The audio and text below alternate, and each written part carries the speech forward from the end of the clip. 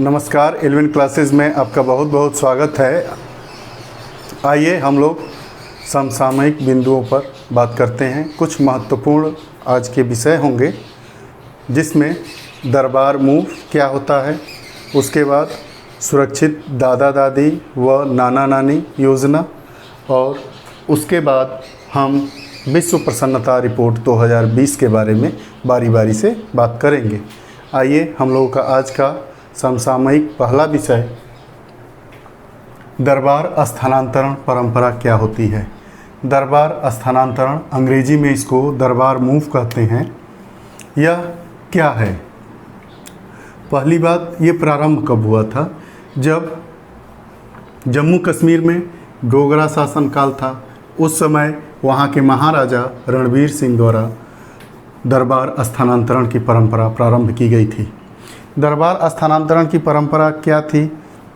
दरबार स्थानांतरण की परंपरा ये थी कि महाराजा के दरबार को सर्दियों से बचने के लिए कश्मीर से जम्मू में स्थानांतरित कर दिया जाता था। तो दरबार स्थानांतरण परंपरा के तहत जो 6 माह जम्मू और कश्मीर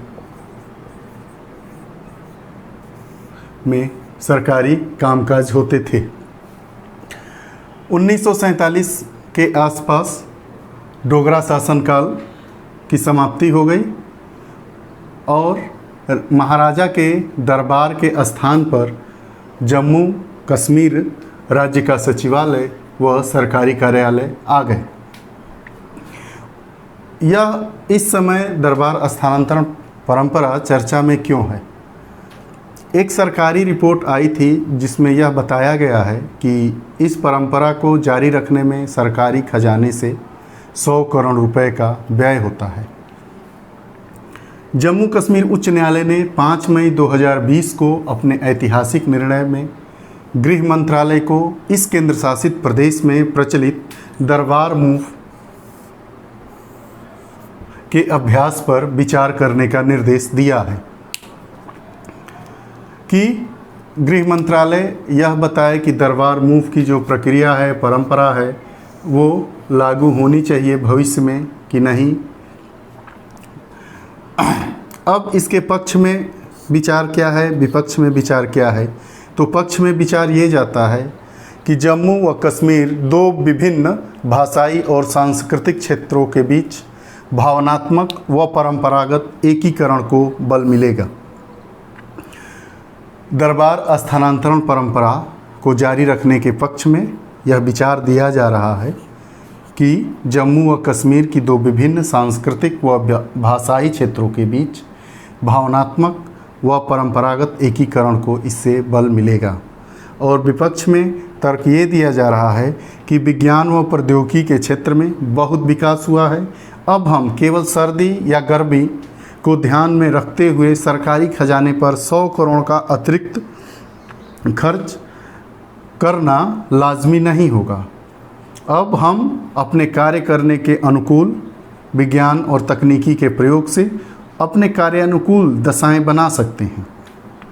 जो 100 करोड़ रुपए खर्च हो रहे हैं इस परंपरा को कायम रखने में,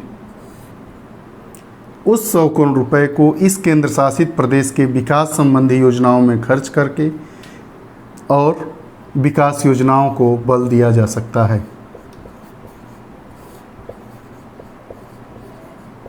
विकास योजनाओं को बल दिया जा सकता है। अब हम दूसरा महत्वपूर्ण विषय लेते हैं। दूसरा हम लोगों का जो समसामयिक विषय है सुरक्षित दादा दादी व नाना नानी अभियान। यह प्रारंभ किया गया है।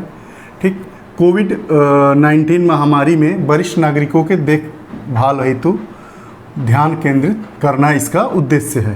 ठीक, ये क्यों प्रारंभ किया गया है, इस अभियान की आवश्यकता क्यों पड़ी? कोविड-19 महामारी में वरिष्ठ नागरिकों के देखभाल हेतु ध्यान केंद्रित, उन पर ध्यान लोगों का केंद्रित रहे। ठीक, संचालनकर्ता, परीक्षा की दृष्टि से ये सब तथ्य बहुत महत्वपूर्ण होते हैं। देखिए, संचालनकर्ता मतलब कौन इसको अभियान को चला रहा है, तो नीति आयोग ने पिरामल फाउंडेशन के सहयोग से। यह योजना कब प्रारंभ की गई, तो 5 मई को, इसी वर्ष 5 मई 2020 को। ठीक, इसका उद्देश्य क्या है, 2.9 मिलियन से अधिक वरिष्ठ नागरिकों को शामिल करना है इस योजना के अंतर्गत, इस अभियान के अंतर्गत लाना है। अन्य क्या है महत्वपूर्ण, असम, बिहार, झारखंड, मध्य प्रदेश, महाराष्ट्र, राजस्थान व उत्तर प्रदेश के 25 महत्वाकांक्षी जिलों में यह इस योजना को लागू किया गया है। देखिए, इसमें सुरक्षित दादा दादी व नाना नानी अभियान, ये पूछता है परीक्षाओं में, बहुत बार पूछा है। इस तरीके के अभियान को कब प्रारंभ हुआ, तो 5 मई 2020 को प्रारंभ हुआ। किसने प्रारंभ किया या इसका संचालनकर्ता कौन है, तो नीति आयोग ने पिरामल फाउंडेशन के सहयोग से। ठीक, किस किस राज्यों में यह योजना लागू की गई है अभी वर्तमान में, तो असम, बिहार, झारखंड, मध्य प्रदेश, महाराष्ट्र, राजस्थान व उत्तर प्रदेश में यह योजना लागू की गई है। ठीक, अब अगला हम लोगों का महत्वपूर्ण समसामयिक विषय है विश्व प्रसन्नता रिपोर्ट 2020। ठीक, विश्व प्रसन्नता रिपोर्ट 2020 जारी कौन करता है, तो संयुक्त राष्ट्र के सतत विकास समाधान नेटवर्क द्वारा प्रतिवर्ष जारी किया जाता है। विश्व प्रसन्नता रिपोर्ट संयुक्त राष्ट्र के सतत विकास समाधान नेटवर्क द्वारा प्रतिवर्ष जारी किया जाता है, प्रति वर्ष। ठीक, कब जारी किया गया है, 20 मार्च को। 20 मार्च को क्या मनाया जाता है, अंतर्राष्ट्रीय प्रसन्नता दिवस, 20 मार्च। इसमें कितने देशों को शामिल किया गया है, मतलब विश्व प्रसन्नता रिपोर्ट जो आई है उसमें कितने देश शामिल हैं, तो 156। ठीक, 156। भारत का कौन सा स्थान है, भारत का 144वां स्थान है। स्कोर क्या है, स्कोर 3.573 है। प्रथम स्थान पर कौन है विश्व प्रसन्नता रिपोर्ट में, प्रथम स्थान पे फिनलैंड है जिसका स्कोर 7.809 है। एक और प्रश्न इसमें पूछ देता है कि जिस वर्ष की रिपोर्ट पूछी जाएगी उसके पहले वाला, 2019 में भारत का कौन सा स्थान था, तो 2019 में 140 था। अब देखिए, 4 स्थान 2019 से 4 स्थान नीचे भारत आ गया 2020 में। आज हम लोग 3 महत्वपूर्ण विषयों पर बात किए, दरबार मूव योजना, दूसरी सुरक्षित दादा दादी व नाना नानी अभियान, और तीसरा विश्व प्रसन्नता रिपोर्ट 2020। ऐसे ही प्रतिदिन हम लोग कुछ विशेष समसामयिक मुद्दों के साथ हाजिर होते रहेंगे। हमारे चैनल को लाइक, सब्सक्राइब और शेयर करें। धन्यवाद।